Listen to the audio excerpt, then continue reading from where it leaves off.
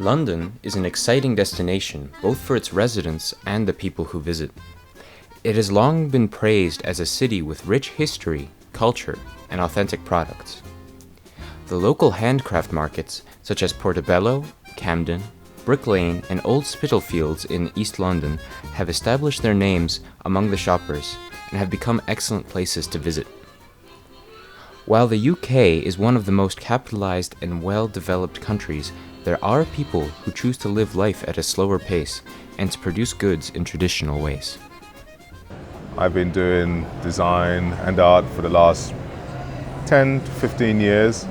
I say 10 years because I've been in the market here at Spitalfields for 10 years.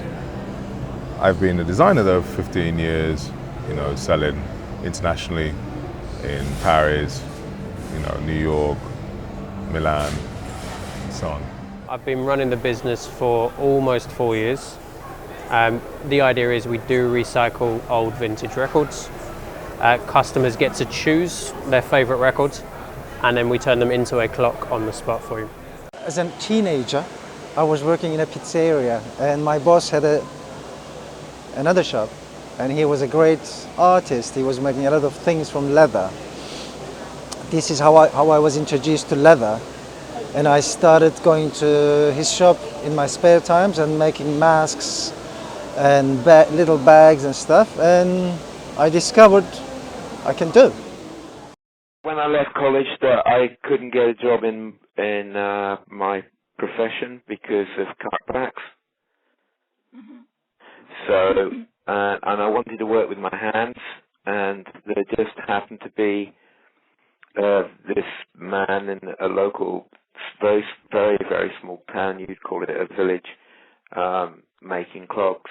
So I worked for him for 10 months for free, but it wasn't that good because he'd only been doing it a year and a half before he taught me, and he didn't know everything. So I had to do a lot of research at museums, and it took me quite a long time to get any good. A lot longer than it does when I teach people. Before machinery, man-made production was the only way of producing goods. Product uniqueness is the result of hours of handcrafting devotion. Yet, when there was a rise in demands for goods and products, and there came the Industrial Revolution that started off in Britain in the 18th century, the low-cost mass production gradually overtook the priority of handmaking. However, handcraft carries a creator's devotion, which is the value that cannot be replaced by mass production. It provides us with the sense of authenticity, through which we search and discover the connection between ourselves and the environment. Back in 1880, the revival of handcraft in England reached a peak, leading to the globally influential arts and crafts movement. The movement grew out of a concern for the effects of industrialization. Its influence is still motivating a group of handcrafters to seek for their niche in the modern market. The customer has to have that eye and has to appreciate unique handcrafted products or design.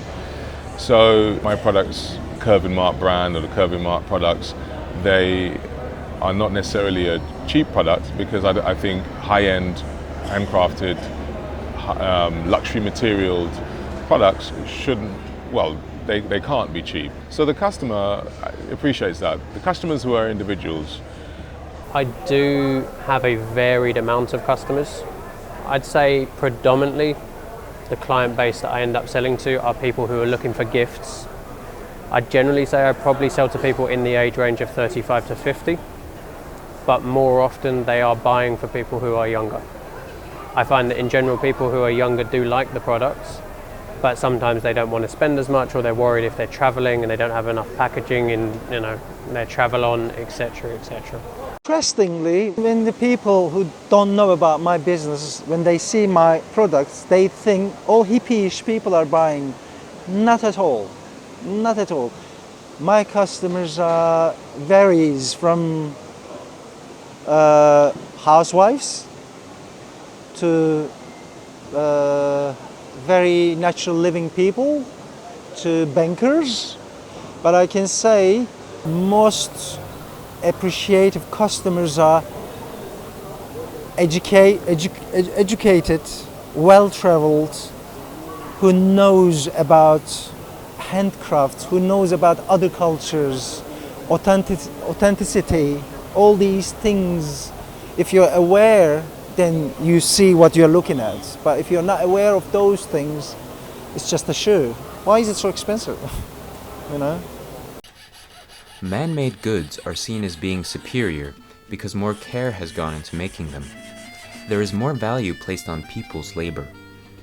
Therefore, although customers are mostly attracted by the uniqueness of handmade works, not all of them understand the artisan's devotion and skills that resulted in the high price of the objects.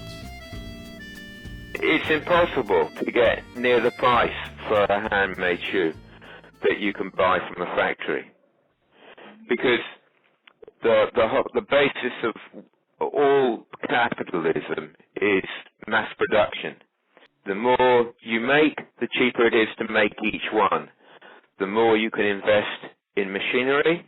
That's why things are manufactured, to get the price down. Everything is price sensitive. So I obviously lose lots of orders because I'm too expensive. But I can't afford to make them any cheaper. New generations don't know much about handcrafts because they weren't born into it. And when I say, no, it's not because it's leather, it's just because it's handcrafted. Time killer, skill, you know, all these things. They don't get it.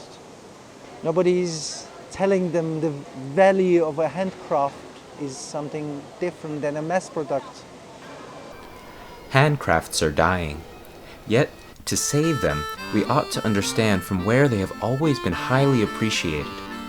To learn more about the history of the arts and crafts movement, we visited the Victoria and Albert Museum and talked to John Sharland to learn more about British arts and crafts in the 19th century.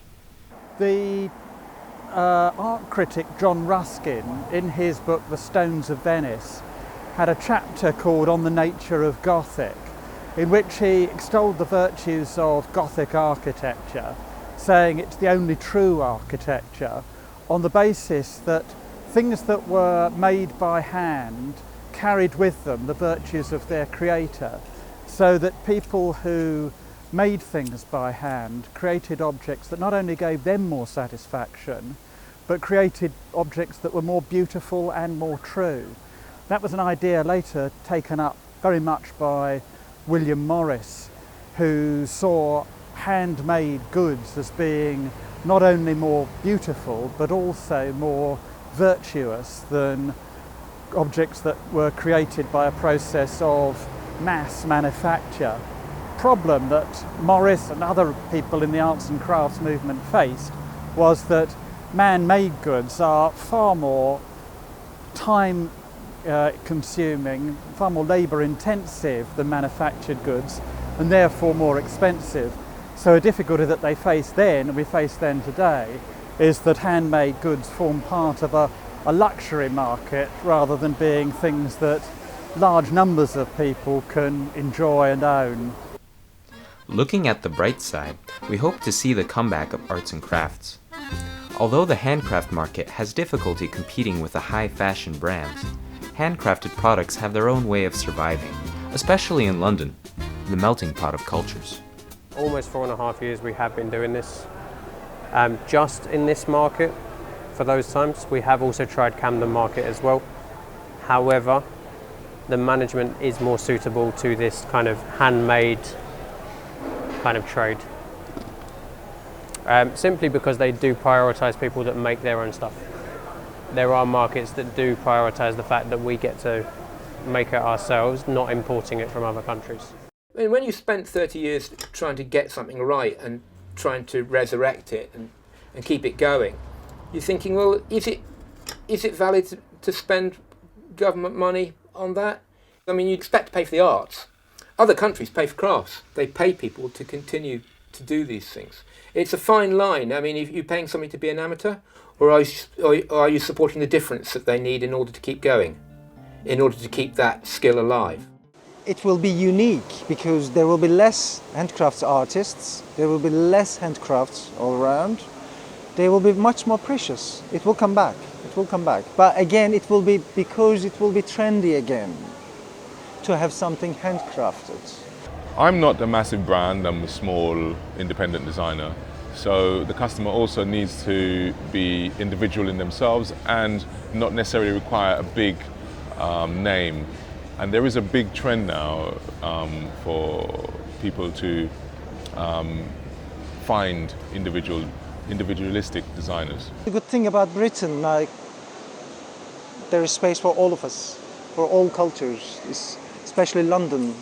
You can see handcrafts from all over the world, and even sometimes more reasonable prices than the origin country. And I'm one of those, I think. Right. I'm a part of multicultural face of London, let's say.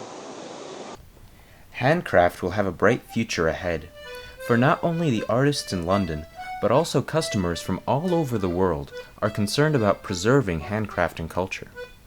Understanding the value and appreciating the work of the craftsman is one big step towards helping this process keep going on, and we believe England will again be the pioneer in this everlasting global arts and crafts movement.